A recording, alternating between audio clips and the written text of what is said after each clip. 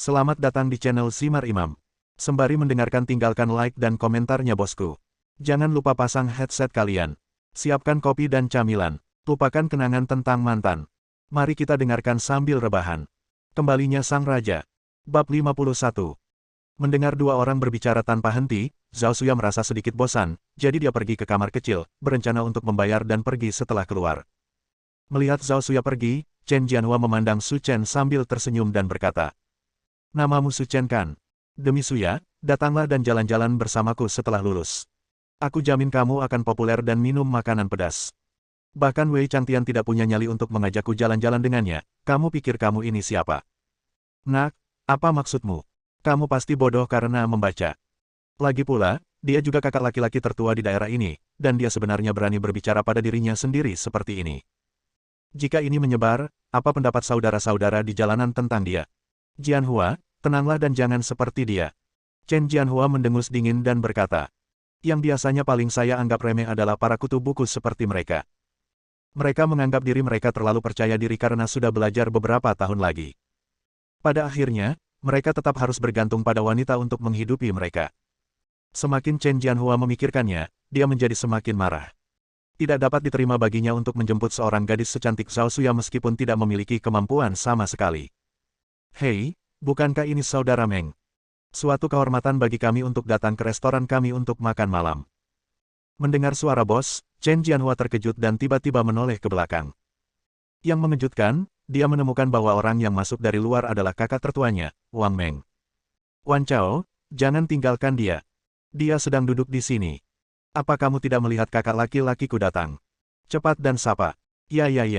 Zhang Ping juga sedikit bingung. Dia tidak menyangka akan melihat Meng Broter yang terkenal di sini. "Saudara Meng, kamu datang ke sini untuk makan juga." Meskipun mereka jauh, Chen Jianhua membungkuk dan menyapanya dengan penuh hormat. "Hei, Jianhua juga makan di sini." Wang Meng menjawab sambil tersenyum. Ya, saudara Meng, izinkan saya memperkenalkan kepada Anda, ini pacar saya Zhang Ping." Setelah melihat Zhang Ping, Wang Meng tersenyum dan berkata, "Ya, itu manfaat yang besar untuk kalian berdua.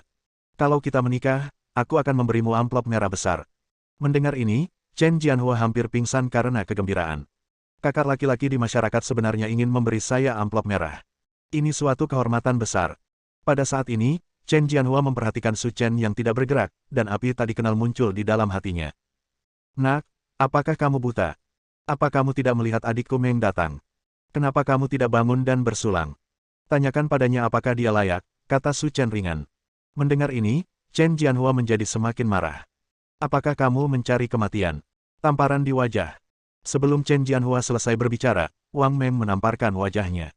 "Apakah kamu mencari kematian?" Chen Jianhua terpana dengan tamparan keras ini. Dia merasa dunia berputar dan kepalanya pusing. "Saudara Meng, anak ini tidak menghormatimu, mengapa kamu memukulku?" kata Chen Jianhua sambil menutupi wajahnya. "Halo." Wang Meng naik dan menendangnya, dan mengutuk. "Buka matamu dan lihat baik-baik, ini Master Su yang terkenal. Bahkan Bos Wei akan membungkuk dan memanggilnya Tuan Su di depannya. Aku, Wang Meng, bukan siapa-siapa." Konyol. Chen Jianhua dan Zhang Ping sama-sama tercengang. Dia tidak pernah menyangka bahwa pemuda yang duduk di depannya adalah Master Su yang terkenal. Pada saat ini, mereka berdua tertegun di tempat seolah-olah mereka ketakutan. "Saat aku memikirkan adegan di mana aku hanya berpura-pura keren di hadapannya, aku merasa sangat malu. Terus terang, saya hanyalah anak nakal, dan memamerkan kemampuan saya di depan Tuan Su berarti meminta kematian. Aku tidak terlalu menyukai kedua orang ini. Potong tangan mereka dan buang ke tempat sampah untuk menjaga diri mereka sendiri." "Tidak, jangan, Tuan Su, aku teman sekelas Suya di SMA, kamu tidak boleh melakukan ini padaku. Jika kamu bukan teman sekelasnya, kamu akan menjadi mayat sekarang." Menangis seperti serigala dan melolong seperti hantu, Chen Jianhua dan Zhang Ping langsung diseret keluar. Ketika Zhao Xuya keluar dari kamar mandi dan hendak check out, dia tiba-tiba menemukan bahwa Zhang Ping dan pacarnya telah pergi. "Di mana mereka?" Zhao Xuya bertanya tanpa sadar. "Ayo pergi sekarang. Rekeningnya sudah diselesaikan. Ayo kembali." Oh, karena hampir waktunya masuk kelas, Zhao Xuya tidak banyak berpikir dan kembali ke sekolah bersama Su Chen. Sepulang sekolah, Su Chen kembali ke Haitang Villa. Anehnya, Lin Ruohan tidak pergi ke ruang belajar untuk mengerjakan pekerjaan yang ada, melainkan menonton drama idola yang membosankan di sofa. Melihat Su Chen kembali, Lin Ruohan berdiri dengan suara keras dan berkata dengan keras. Su Chen. Melihat ekspresi marah Lin Ruohan, Su Chen mengangkat alisnya dan melirik. Apa? Lin Ruohan memandang Su Chen dengan tatapan buruk. Lihatlah semua hal baik yang kamu lakukan, semuanya menjadi berita. Kebaikan. Apa yang telah kulakukan? Su Chen berpikir lama, tetapi tidak mengerti apa yang dibicarakan Lin Ruohan. Selain sekolah, yang mana rumah, apa yang bisa saya lakukan? Kamu masih tidak mengakuinya, kan? Setelah mengatakan itu, Lin Ruohan menginjak sandal mewah, berjalan dari sofa dan menyerahkan telepon kepada Su Chen. Kamu di sini, dan kamu mengatakan kamu tidak melakukan apapun. Melihat ponsel Lin Ruohan, Su Chen sedikit mengernyit. Judul beritanya memang agak menarik. Mengejutkan. Generasi kedua orang kaya tiba-tiba muncul di Linyang, mengendarai mobil sport Ferrari seharga 300 juta dan mengajak wanita cantik jalan-jalan. Terkejut. Generasi kedua kaya misterius menghabiskan puluhan juta untuk memberi wanita cantik kalung bintang masa depan. Terkejut. Generasi kedua kaya misterius sedang bepergian, dikawal oleh 2 baris pengikut. Terkejut. Melihat pemberitaan tersebut, bahkan Su Chen pun mulai mengagumi kemampuan para paparazi yang berhasil mengabadikan semua itu. Itu cukup membosankan. Itu hanya beberapa berita. Ini bukan masalah besar. Itu akan hilang dalam beberapa hari. Su Chen berkata dengan acuh tak acuh, tidak menganggapnya serius sama sekali. Melihat nada suara Su Chen yang begitu acuh tak acuh, Lin Ruohan menjadi marah, mencubit pinggangnya dan berkata. Bukan itu intinya. Apa gunanya? Intinya, kalung bintang masa depan itu tidak untuk dijual. Aku sudah lama mengincarnya, tapi aku tidak bisa membelinya, dan kamu malah memberikannya kepada wanita lain. Dan kamu mengendarai mobil sport dan mengajak wanita lain jalan-jalan. Aku bahkan tidak tahu kamu membeli mobil. Saya belum pernah duduk di atasnya, mengapa saya membiarkan wanita lain duduk di atasnya? Mulut Lin Ruohan seperti meriam baja kecil, dan dia berbicara selama beberapa menit sebelum berhenti, sementara Su Chen tampak bingung. Apakah ini penting? Mendengar ini, Lin Ruohan akan menjadi sangat marah. Dadanya yang menjulang tinggi naik dan turun, dan dia hampir melompat dari piyamanya yang longgar. Tentu saja ini penting. Aku adikmu. Kenapa kamu tidak memberiku kalung berlian? Kenapa kamu tidak mengajakku jalan-jalan saat kamu membeli mobil sport? Sekarang aku tahu dia adalah adikku, aku tidak pernah melihatmu mengatakan itu ketika kamu membenciku, kata Su Chen dengan tenang. Menyimpan dendam berarti menyimpan dendam, ini adalah 2 hal yang berbeda. Setelah mengatakan itu, Lin Ruohan menyilangkan tangannya dan berkata, saya tidak peduli, Anda harus mengendarai mobil sport itu untuk menjemput saya pulang kerja besok. Mengapa? Aku adikmu. Itu tidak berhasil. Kalau begitu aku akan menelepon Bibi Zhao besok dan memberitahumu bahwa kamu menindasku. Bab 52. Su Chen memandang Lin Ruohan dengan ekspresi gelap di wajahnya, tidak mampu melakukan apapun padanya. Meskipun mereka sudah bertahun-tahun tidak bersama, dia sudah dimanjakan ketika mereka masih kecil. Tunggu aku di perusahaan setelah pulang kerja besok. Setelah mengucapkan beberapa patah kata, Su Chen kembali ke kamarnya, sementara Lin Ruohan berada di belakangnya, membuat wajah penuh kemenangan. Luluo, aku tidak bisa menyembuhkanmu, dan Bibi Zhao ada di sini. Mari kita lihat apakah kamu takut. Keesokan paginya, ketika Su Chen selesai mencuci dan bersiap-siap berangkat ke sekolah, dia tiba-tiba melihat Wei Changtian masuk dari luar. Tuan Su, kata Wei Changtian sambil tersenyum. Ada apa? Tuan Su, saya mendengar dari Wang Meng bahwa seorang anak laki-laki buta di bawahnya telah menyinggung Anda, dan dia datang ke sini untuk meminta maaf kepada Anda hari ini. Ada begitu banyak orang di bawah komandomu. Wajar jika hanya 1 atau 2 orang yang keluar dan tidak membuka mata. Terima kasih Guru Su atas pengertian Anda, kata Wei Changtian sambil tersenyum. Dering, dering, dering. Saat keduanya berbicara, telepon Wei Changtian berdering. Saudara Wei, ginseng berumur 1000 tahun yang kamu minta telah tiba. Kamu bisa datang dan mengambilnya. Suara seorang lelaki tua datang dari telepon dan berkata sambil tersenyum. Oke, bungkuskan untukku sekarang, dan aku akan segera mengambilkannya. Kata Wei Changtian, lalu menutup telepon.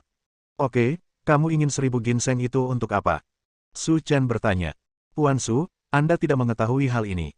Baru-baru ini, ayah wali kota Sukami sakit parah dan dalam kondisi kritis. Bagaimanapun, saya juga tinggal di Linyang, jadi saya harus pergi ke sana untuk mengucapkan terima kasih. Dia telah membantu saya banyak sebelumnya. Pada titik ini, kita tidak bisa hanya duduk dan menonton. Duduk di sofa, Su Chen meletakkan kepalanya dengan satu tangan dan berkata, ginseng berusia 1000 tahun ini memang bagus, tetapi Anda tidak bisa memakannya sembarangan, jika tidak maka akan menimbulkan efek samping dan dapat dengan mudah dimakan. Kontraproduktif, jadi santai saja. Selama beberapa hari terakhir, Wei Chantian telah melakukan yang terbaik, dan Su Chen menyadarinya, jadi dia mengingatkannya saat ini. Mendengar perkataan Su Chen, Wei Chantian tampak terkejut. Puan Su masih mengetahui keterampilan medis. Tentu saja. Su Chen berkata dengan tenang. Puan Su, Anda punya permintaan tanpa ampun. Anda ingin saya merawat ayah wali kota Naksu. Su Chen melihat sekilas trik kecil Wei Chantian. Wei Chantian terkekeh dan berkata dengan tulus. Tuan Su, sejujurnya, selama bertahun-tahun, wali kota Su telah membantu saya, Wei Chantian, mencapai apa yang telah saya capai hari ini. Meskipun saya sekarang bergaul dengan Anda, saya tidak bisa lupakan asal-usul saya sebagai manusia. Saya ingat kebaikan wali kota Su. Sekarang orang-orang dalam kesulitan, saya harus berusaha sebaik mungkin untuk membantu. Bawa aku kemari dan lihat. Kata-kata Wei Chantian sangat benar. Kualitas rasa syukurnya itulah yang disukai Su Chen. Baik. Terima kasih, Tuan Su. Kemudian, Wei Chantian menyambut Su Chen ke dalam sedan Rolls-Royce miliknya dan bertanya. Tuan Su, saya sudah memesan ginseng berumur 1000 tahun itu. Apakah kita masih menginginkannya? Tentu saja. Ini juga merupakan pilihan yang baik untuk menggunakannya untuk mengisi kembali tubuhmu setelahnya. Oke, kalau begitu saya akan pergi sekarang dan mengambil barang-barangnya kembali, lalu kita akan pergi ke tempat wali kota Su. Bisa. Belakangan, keduanya datang ke suatu tempat bernama Yupintang. Menurut Wei Chantian, ini adalah klinik pengobatan tradisional Tiongkok terbesar di Linyang. Banyak obat herbal sulit ditemukan di sini. Pemilik pusat kesehatan tersebut adalah Li Yuanmu, dia adalah seorang pedagang barang bekas di tahun-tahun awalnya. Dia memiliki koneksi tertentu di seluruh provinsi Jiangnan dan merupakan sosok yang tidak boleh dianggap remeh. Begitu saya turun dari bus, saya melihat orang-orang di luar Yupintang semuanya sedang mengantri untuk menemui dokter. Ketika mereka berdua masuk, seorang lelaki tua yang mengenakan heksagram putih mendatanginya, berkacamata tebal, mengelus janggutnya, dan berkata, Saudara Wei, saya telah menghabiskan banyak usaha untuk ginseng berusia 1000 tahun ini. Saya baru saja menemukannya untukmu, aku tidak peduli, kamu berhutang minuman padaku, aku harus menebusnya di lain hari. Tidak masalah. Wei Chantian melambaikan tangannya dan berkata dengan bangga.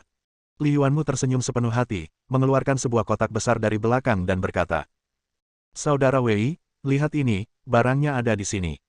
Membuka kotak brokat, dia melihat ginseng yang ditutupi irisan tergeletak di dalamnya. Tanpa sadar, Wei Chantian mengalihkan pandangannya ke Su Chen, seolah mencari pendapatnya. Barangnya bagus dan barang antiknya sangat bagus. Haha, kakak Wei, kakak Li, kapan aku berbohong padamu? Jangan khawatir, tidak akan ada masalah. Kalau begitu terima kasih, Saudara Li. Li tua, aku sudah lama mengincar ginseng berumur 1000 tahun ini. Aku tidak menyangka kamu akan membelinya secara diam-diam. Itu sangat tidak etis. Sebelum Wei Chantian menyelesaikan kata-katanya, dia disela oleh suara yang tiba-tiba ini. Mencari suaranya, Su Chen menemukan bahwa seorang lelaki tua berpakaian abu-abu masuk dari pintu. Dia kurus dan sedikit bungkuk. Meskipun dia terlihat sangat tidak mencolok, dia penuh energi ketika berbicara atau 70-an. Ketika dia melihat lelaki tua itu masuk, ekspresi Li Yuanmu berubah drastis dan dia berkata dengan hormat. Hei, bukankah ini Tuan Gu? Saya sangat beruntung melihat Anda di Linyang. Setelah berbicara, Li Yuanmu menyambut lelaki tua bernama Gu itu dan memperkenalkannya. Izinkan saya memperkenalkan kepada Anda, ini adalah Tuan Gu Fanchen, Presiden Asosiasi Medis Tiongkok. Dia pernah menyembuhkan kanker dengan pengobatan tradisional Tiongkok. Dia juga mewakili komunitas medis Tiongkok dan memberikan ceramah di seluruh dunia. Dia juga dipuji oleh para pemimpin senior pusat Yanjing sebagai harta karun pengobatan Tiongkok. Dia adalah dokter ajaib di dunia dan ahli medis yang tak tertandingi. Mendengar nama Gu Fanchen, para pasien yang mengelilingi pintu menjadi antusias. Siapapun yang memiliki pengetahuan medis pasti pernah mendengar nama Gu Fanchen, dan Anda sering melihatnya di TV. Jika Anda cukup beruntung dia mentraktir Anda hari ini, itu akan menjadi suatu kehormatan besar. Aku di sini hari ini semua karena kamu. Gu Fanchen mendengus dingin, terlihat sangat tidak senang. Li Yuanmu terkejut dan berkata dengan cepat. Tuan Gu, Anda telah berbuat salah kepada saya. Beraninya saya menyinggung perasaan Anda dalam bisnis kecil ini. Meskipun hubungan pribadi Li Yuanmu sangat kuat, dibandingkan dengan orang-orang seperti Gu Fanchen, mereka masih tertinggal jauh. Mampu mengobrol dan tertawa dengan orang-orang penting sebagai pusatnya benar-benar di luar jangkauan saya. Karena ginseng berumur 1000 tahun ini, aku sudah lama menyukainya, tapi pada akhirnya kamu membelinya, jadi kamu bisa merawatnya. Gu Fanchen berdiri dengan tangan di belakang tangannya. Wei Chantian mengerutkan kening, dia tidak menyangka lelaki tua ini datang ke sini untuk mendapatkan ginseng 1000 tahun.